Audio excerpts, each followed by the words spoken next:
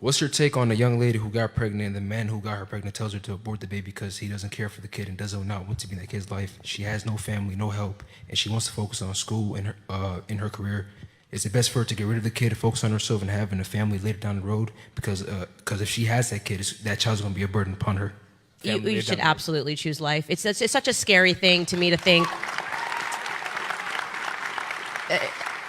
And actually, who was it that said, I think it was Ronald Reagan, everybody who argues for abortion has already been born, right? Which the many examples, and this is what is so problematic about the argument of people that are pro-choice, is that it ignores all of the people that grew up in broken homes and made something of themselves, people who were adopted, people that grew up in group homes, what they were able to contribute to society. It basically says the argument that unless your life is rosy, unless you have a rosy start, then you don't have a right to life, and your life is not worth living, and that could not be more wrong and more backwards. It's so wrong.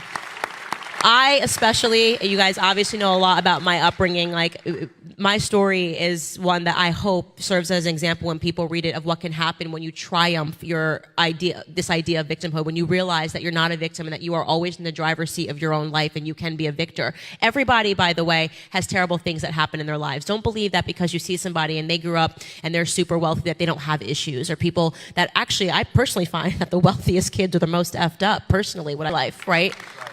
And for people to not even have the opportunity to try because somebody has sentenced them to death and said your life is not worth living because you don't have a father that loves you or a mother that wants you, it deeply saddens me. It's so backwards. It is so antithetical to everything that we believe as conservatives. If you meet a conservative that says, well, I'm a little flimsy on the life stuff, they don't know what it means to be a conservative. Fundamentally, at our core is that we believe in life, right? We believe in life and the right to life.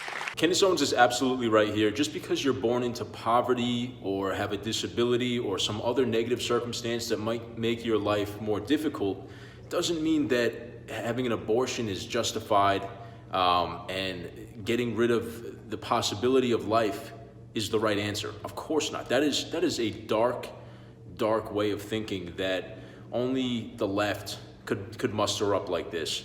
And I just think it should go without saying that everybody deserves a chance at life. She evokes Ronald Reagan, who had a famous quote about this whole debate, which was, "Isn't it funny that everybody who argues for abortion has already been born?" Which is it's a great way of putting it. Basically, the only reason that you can even argue in support of doing that is because somebody made the choice to have you. For me, that's a checkmate, but they can insist that a woman's right to choose should always be upheld and maintained throughout the entire pregnancy, no matter how early, how late, and that's very, very important for them. I just think that they're ignoring the fact, and you see this very strong stance to ignoring the fact that it's actually taking a life. They try to decouple this argument from that fact as much as possible because, of course, if they acknowledge that, there would be massive guilt associated with it.